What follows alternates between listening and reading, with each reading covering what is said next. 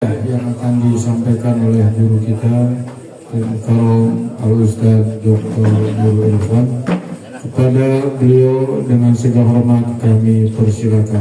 Allahumma sholli ala Muhammad. Assalamualaikum warahmatullahi wabarakatuh. Bismillahirrahmanirrahim. Alhamdulillahi rabbil alamin. Wa bihi nasta'inu ala umurid dunya waddin. Assalatu wassalamu ala asyrafil anbiya'i wal mursalin Sayyidina wa habibina wa syafi'ina wa maulana Muhammadin wa ala alihi wa sahbihi ajma'in, amma ba'du. Faqad qala Allah ta'ala fi kitabihil karim wa huwa asdaqul qailin. A'udzu billahi minasyaitonir rajim. Bismillahirrahmanirrahim. Inna a'tainakal kautsar fasholli li rabbika wanhar inna syani'aka huwal abtar. Wa qala fi ayatin ukhra watlu 'alaihim naba'a ibnai adama bil haqqi il qarraba qurbanan fatuqbila min ahadihima wa lam yutaqabbal minal akhar qala la aqtulannak qala inna ma yataqabbalullahu minal muttaqin.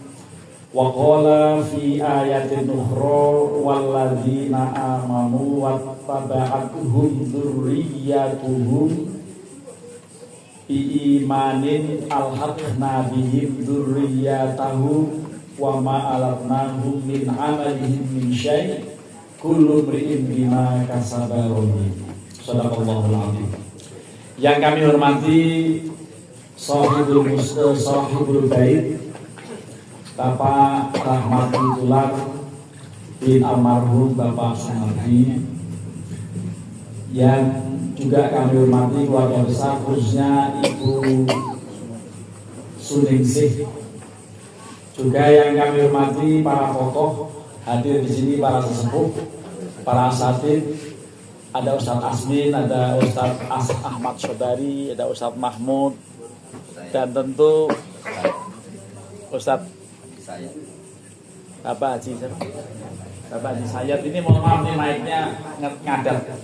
Bapak Haji Sayyad dan yang lain yang kami tidak sebutkan namanya satu persatu. Pertama, mari kita panjatkan puji dan syukur kehadirat Allah Subhanahu wa taala atas berbagai limpahan rahmat, nikmat, karunia dan hidayahnya. Di malam hari ini kita bisa melaksanakan kegiatan rutin kita malam Senin, pengajian rutin yang alhamdulillah kita sebentar lagi akan melaksanakan ibadah kurban. Ketentuan Menteri Agama 10 Dzulhijjah akan jatuh pada hari Jumat tanggal 6 Juni. Sudah ada kemarin sidang isbat itu waktu hari Selasa. Ya, pokoknya hari Selasa ditentukan. Memang ada satu yang melihat seperti waktu sidang isbat menjelang Idul Fitri. Ada satu yang melihat disumpah oke, jadi ditetapkan bahwa tanggal 1 Dzulhijjah jatuh pada hari Rabu tanggal 28 Mei Maret. Jadi kalau sekarang hari Senin, dari hari Rabu berapa sekarang ini? Tanggal berapa? 4 atau 5? Ya 4 Dzulhijjah ya. Dan mungkin banyak di antara kita yang puasa. Setidaknya kalau tidak puasa dari tanggal 1 ya puasa nanti hari Rabu dan Kamis. Biasanya iya, biasanya enggak juga. Karena memang berat ya. Puasa sunnah itu berat. Tapi kalau diniatkan, saya alhamdulillah belum buka-buka ini sampai hari ini. Sudah 1 tahun. Jadi nanti kalau sudah tanggal 30 Dzulhijjah 1 tahun persis, masih utang 5 hari lagi. Ya, 5 hari lagi itu karena Idul Fitri tanggal 1 enggak puasa, tanggal 10, 11, 12 dan 13 enggak puasa di sini. Ini nanti pas pada habis potong kambing, potong sapi hari Sabtu, mulai Jumatnya enggak puasa. Jumat, Sabtu, Ahad, Senin. Nah, itu makan besar gitu kan, tahu-tahu mencret. Kalau yang biasanya makan lalu makannya keterlaluan. Ini Bapak Rahmat Witullah yang melaksanakan haul pada hari ini, genap 9 tahun almarhum Bapak Sumardi berpulang ke rahmatullah. Kita doakan mudah-mudahan beliau wafat membawa iman dan Islam, dan kita doakan mudah-mudahan keluarga yang ditinggal, anak cucu semuanya nanti dipertemukan oleh Allah di dalam surga. Ini janji Allah di dalam surat At-Tur. Saya tadi cari-cari dalil surat At-Tur ayat 21. Bunyinya begini: walladzina amanu wattaba'atuhum dzurriyyatuhum biimanin alhaqna bihim dzurriyyatahum. Orang-orang yang beriman dan diikuti oleh anak keturunan mereka yang juga beriman. Ini harus beriman semua ini, ya. Orang-orang beriman yang diikuti oleh anak keturunannya yang juga sama-sama beriman, alhaqna bihim dzurriyyatahum. Kami nanti akan kumpulkan, kami akan pertemukan mereka semuanya, bapak, anak, cucu, engkong, buyut, itu akan ketemu semuanya di surga. Catatannya sama-sama iman, gitu. Catatannya sama-sama beriman. Dan wama alatnahu min amalihim min syai', tidak sedikit pun kami kurangi amal perbuatan mereka, sedikit pun tidak. Dan kullu mri'in bima kasaba rahin, setiap orang akan terikat dengan amal perbuatannya. Jadi kalau kita berbuat baik, kita pasti akan memperoleh kebaikan itu. Tetapi kalau kita berbuat keburukan, ya nanti kita akan menanggung resikonya. Karena memang begitu. Faman ya'mal mithqala dzarratin khairan yarah wa may ya'mal mithqala dzarratin syarran yarah, kan gitu. Yang berbuat kebaikan walaupun sedikit dia akan lihat, yang berbuat keburukan walaupun kecil dia pun akan melihat nanti akibatnya. Dan Allah berfirman, hal jazaul ihsani illal ihsan. Tidak ada balasan kebaikan kecuali pasti juga kebaikan. Oleh karenanya insya Allah banyak di antara kita yang sudah menyiapkan untuk menjalankan ibadah kurban. Karena memang di bulan ini tidak ada satu ibadah yang lebih bernilai tinggi pahalanya dibandingkan dengan iraqatul damin nahr, daripada meneteskan darah kurban. Insya Allah tidak seorang pun di antara kita yang sanggup menghitung pahalanya. Karena pahala kebaikan ibadah kurban itu sejumlah bulu kambing yang kita potong. Ayo silakan dihitung. Kalau kurang yakin, hitung sendiri tuh bulu kambing itu berapa ya? Satu tubuhnya itu. Jangankan satu buntut aja kita hitung, wah itu ratusan, bisa ribuan gitu. Jadi ketika Rasulullah ditanya bagaimana pahala orang yang berkurban, sebanyak bulu yang ada dalam tubuh kambing. Dalam riwayat yang lain, sebanyak tetesan darah yang netes. Silakan dihitung berapa tetes. Apalagi sapi itu, kalau sudah nyemprot itu kan, war gitu kan darahnya. Itu luar biasa. Karenanya walaupun di RPH maupun bukan di RPH, asal sudah dialirkan darah dengan yang berkurban, sama pahalanya. Sekalipun di RPH. Kenapa? Karena di situ juga yang penting ketika memotong dengan syarat-syarat. Yang adzabihnya penyembelihnya, lalu adzabihahnya yang disembelihnya, antara lain sunnahnya apa? Menghadap kiblat. Jadi kalau kayak saya biasanya ke RPH atau RPA, saya tanya kiblatnya mana, sana, betul udah menghadap kiblat. Itu jadi memotong sapi, memotong kambing, termasuk ayam, anjurannya menghadap kiblat. Waktu menghadapkan kiblat membaca inni wajjahtu wajhiya lilladzi fataras samawati wal arda hanifan musliman wa ma ana minal musyrikin, seperti waktu sholat itu waktu menghadapkan kiblat. Nah, ketika sudah siap betul-betul roboh dan siap digorok gitu ya, itu kemudian bismillahi Allahu akbar Allahumma hadza minka Allahumma hadza udhiyatu fulan 7 orang disebutkan. Itu memang Rasulullah begitu juga.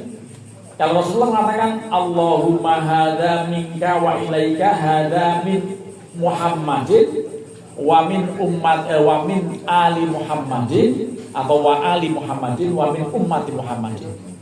Jadi Rasulullah ketika memotong kurban itu mengatakan ini kurban saya, juga kurban dari keluarga saya, dan juga kurban dari umat saya.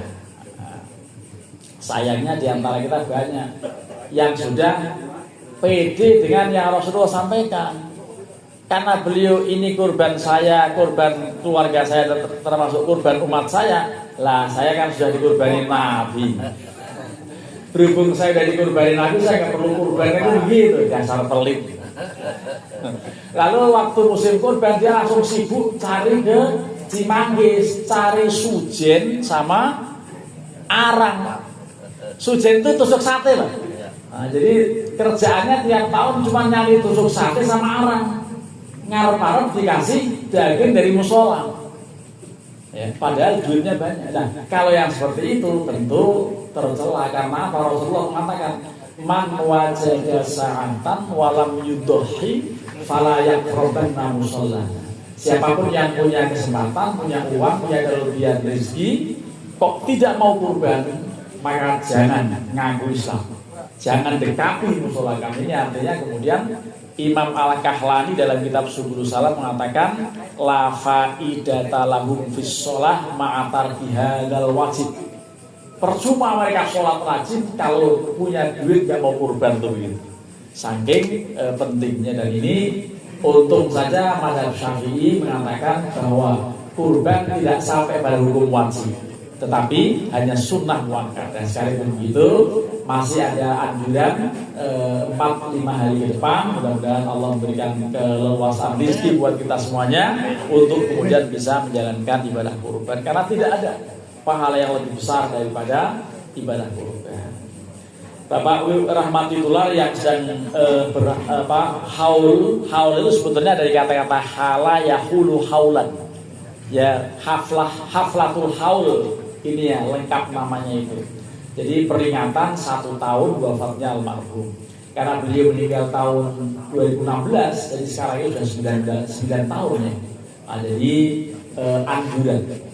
Ini untuk seremonialnya. Tetapi yang bukan seremonial, setiap hari kita menengadahkan membaca doa untuk almarhum. Setiap hari.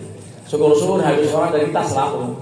Sebelum mengawali doa yang panjang selalu dengan kalimat Allahumma ighfir lana dzunubana wa liwalidayna warhamhum kama rabbauna shighara. Itu awal doa. Habis sholat kan kita selalu doa diawali ini. Itu berarti haul kita sehari semalam 5 kali. Itu yang rutin nih. Nah, kalaupun yang seremonial, kemudian orang-orang diundang di sini untuk kemudian melaksanakan pengajian tahlil seperti ini, itu bisa tahunan, bisa 2 tahun sekali, bisa 3 tahun sekali, atau rutin setiap tahun. Tapi yang rutin betul tiap hari 5 kali dengan doa tadi Allahumma ighfir lana dzunubana wa liwalidayna warhamhum kama rabbauna shighara. Itu anjuran Allah dalam Al-Qur'an. Kalimatnya wa qur rabbir hamhuma kama rabbayani shaghira. Jadi ini perintah Allah. Di dalam banyak literatur mengenai haul atau mengenai doa untuk almarhum itu banyak. Yang populer sekali yang ditulis di sampul-sampul Yasin. Itu akan selalu ada hadis yang berbunyi idama tabnu adama in qata'a kullu amalihi ila min thalathin. Setiap anak Adam meninggal, setiap orang mau meninggal, itu semua amal perbuatannya putus, tidak ada pengaruh lagi kecuali 3 hal. Pertama, sedekah jariyah. Sedekah jariyah bukan amal jariyah yang di masjid itu. Di masjid saya, di tempat saya tinggal itu lagi pada mengeluh kota amalnya kok kurang perlu, padahal ininya rapet.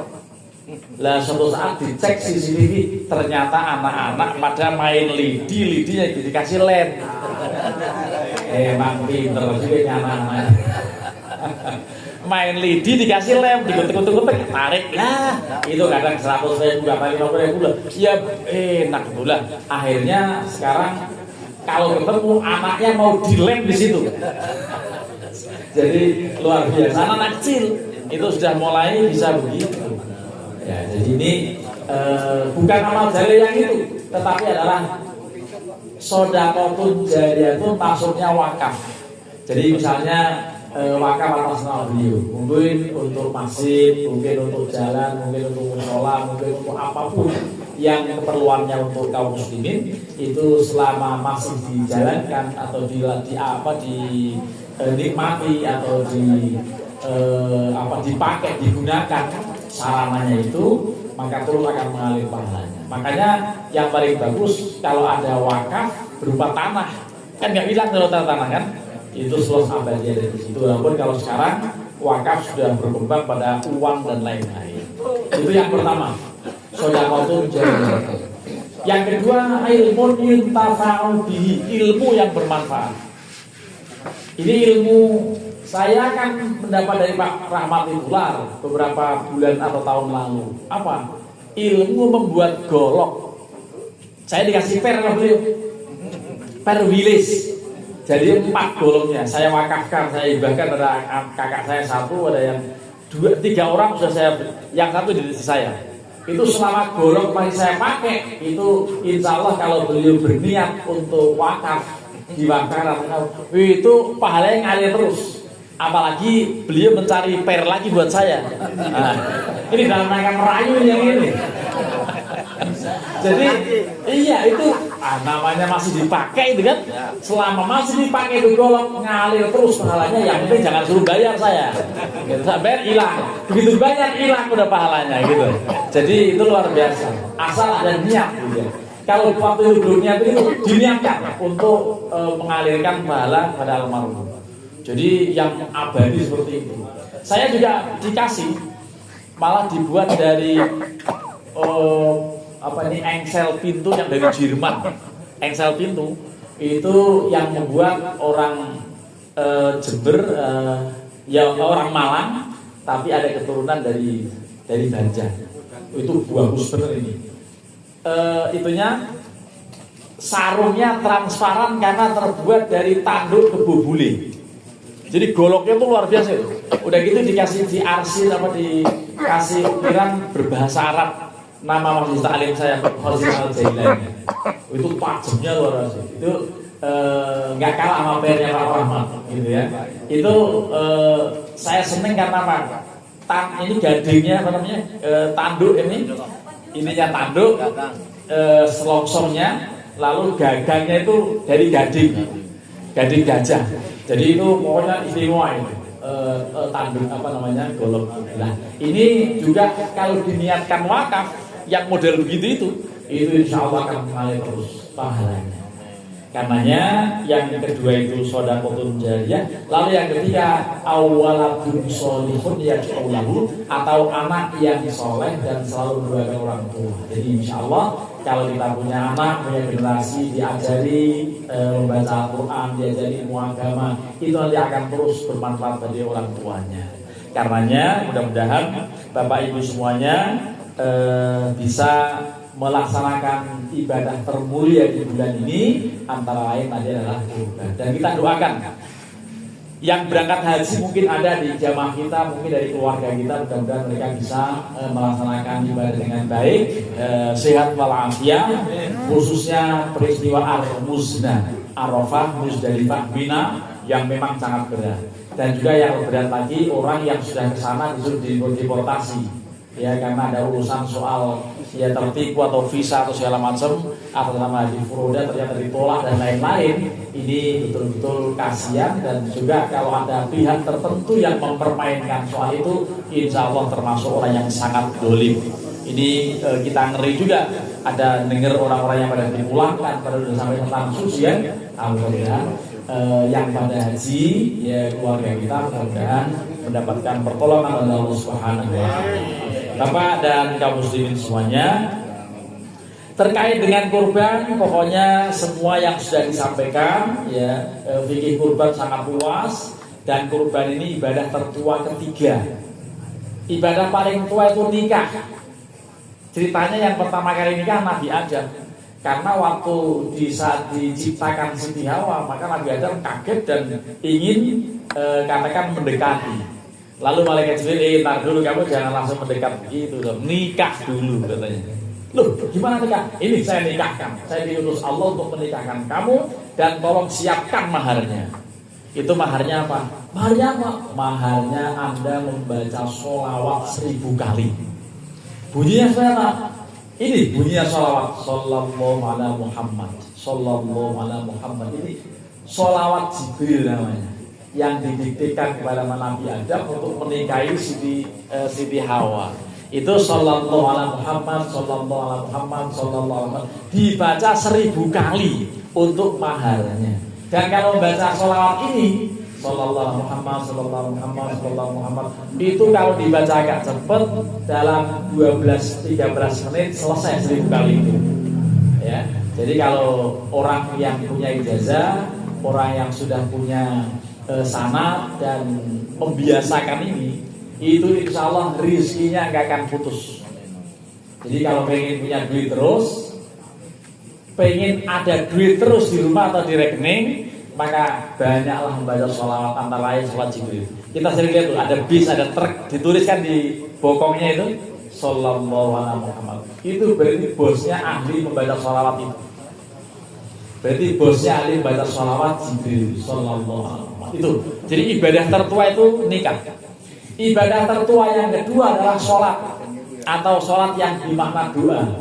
Karena dalam surat Al-A'raf ayat 21, qala, panjang tulanya, Rabbana zalamna anfusana wa illam taghfir lana wa tarhamna lanakunanna minal khasirin. Itu doa Nabi Adam mengaku bersalah, dan itu adalah berdoa. Itu ibadah yang nomor 2.